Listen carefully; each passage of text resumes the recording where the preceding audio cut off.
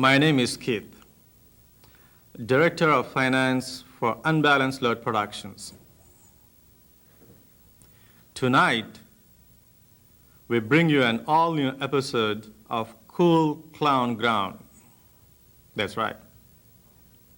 An episode of Cool Clown Group, basically what that means is it doesn't feature tuxedo boy crap. What it does feature is a discussion between U.S. Maple's L. Johnson, Cheer Accident's Tim Jones, and Jenny Bozick.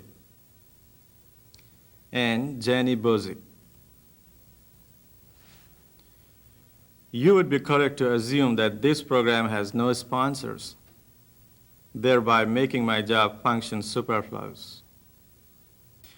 Couldn't we at least have gotten Menards as a sponsor? Jesus Christ. What if you promise to curb the monotony of Tim Jones? Yeah, that's good. Oh well, let's start the show.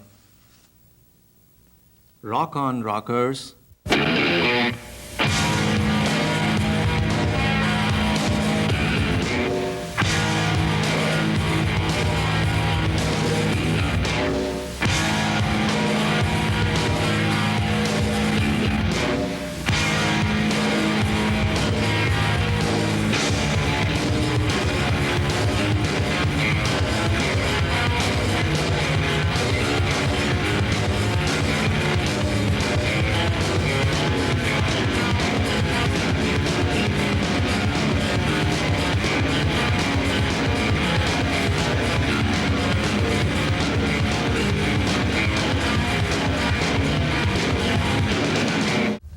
At this point, there are a few people who really are willing to sort of embrace failure.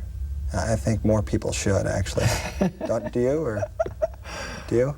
Do you see what I'm talking about? I don't see what you're talking about when you say embrace failure. You mean, embrace the possibility? Embrace the possibility of failure. Yeah, I mean not concern yourself with necessarily feeling very good about doing well as a performer or player. I don't mean not even bothering. I don't mean not having to bother to rehearse as a musician or anything like that. But I mean, there should be a big difference between presenting things live, as human beings, and then recording records for people. Yeah. I think that should be very different. So you don't necessarily mean not being afraid to embrace failure. You just mean a different kind of success, don't you? I mean, I guess in a way. I hate to use the word success. Yeah, I think that's the wrong term. But I feel good about some of the things I do, even though I can certainly understand that they don't lend themselves to a success almost. I feel good feeling bad, basically, is what I'm saying. So kind of like a Robert Smith thing.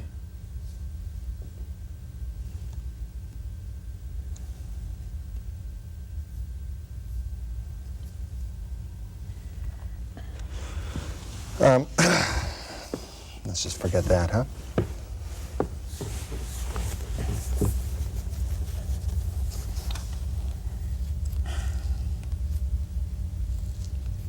I'm bumming everyone's word. I don't even like music. Yeah, oh, really? You Did you ever like music? Yeah, I did. There was a time when I did, and I'm not really into it anymore. Well, what did you like about it? Like, what did it make you?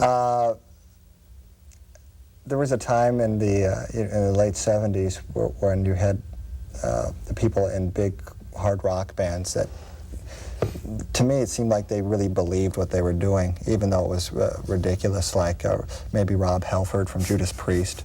To me, that was really wonderful and cuckoo at the same time. He was driving motorcycles out on the stage and whipping it and toasting to the motorcycle with Jack Daniels. And this was all, like, to me, like, really wonderful and foolish. And now, it's like there's there's a certain set of people who try too hard almost, and I think that what they're trying to do escapes them. And then there are a bunch of people who are real sort of serious about crafting songs and presenting songs and being tight and going through the whole process of what it takes to sort of be an independent rock band in this country. And I can't fall for either of those things. They don't really, they don't sort of put a spell on me. A lot of the music, a lot of the bands and stuff don't really put a spell on me like these older bands. And I can't say that that's because maybe there's a big difference. I'm not sure. I mean, this is a whole other time, but it is hard. Yeah, it's hard. It's hard to gauge because you were at a certain point in your life. In your life when that was everything, and that was like that was the expression of all of your emotions when there weren't very many outlets and stuff.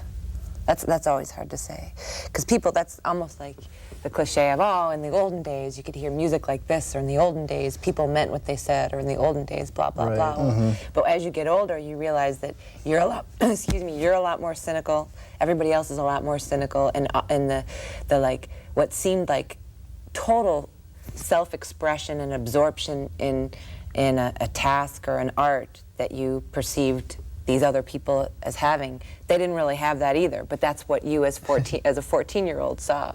You know, it was a bunch of 30-year-olds on stage putting on an act for the kids, but what you saw was sincere forms of expression. And then as you get to be older, you know, you'd like to still think, this is my maybe kind of cynical opinion, but you'd like to think that in the old days it was more sincere or more heartfelt or more creative or more whatever, but I don't know, some of it just seems like it's... Although with what you're doing, I mean, I 100% agree with that, but like with what you're doing, it makes the fact that that happens irrelevant, because you're taking what you liked about what you experienced when you were 14 listening to Judas Priest, and you're taking those elements and pushing them in this direction that no one else is really pushing it in. You're taking like this ridiculous quality that you were actually experiencing and you're pushing it further, which I think is a great thing. I've got news for you. I wrote the song Letter to ZZ Top.